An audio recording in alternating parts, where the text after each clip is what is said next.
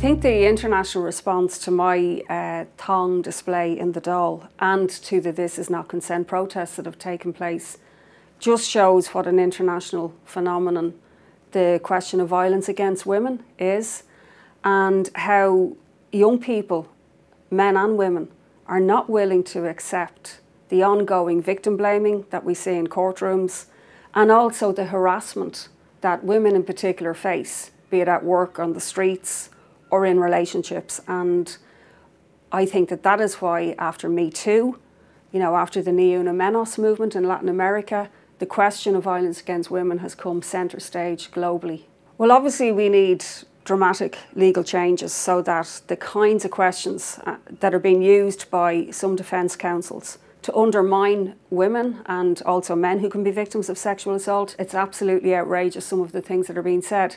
So we do need legal reforms.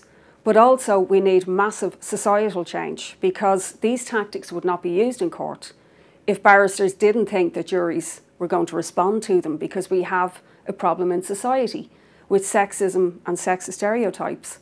So we also need consent to become centre stage in schools and sex ed and in workplaces as well.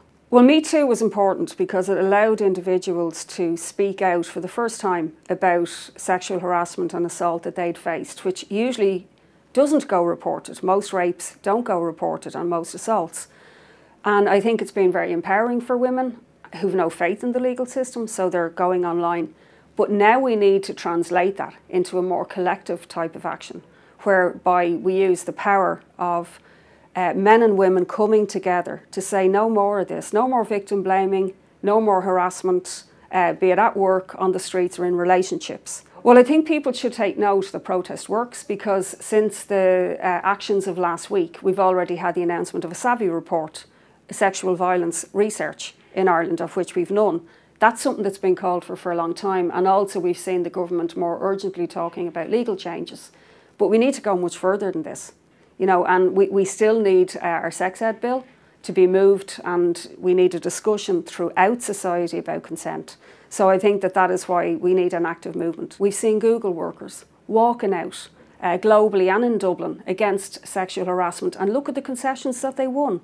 And it does show that is how change comes about, through active movements and protest.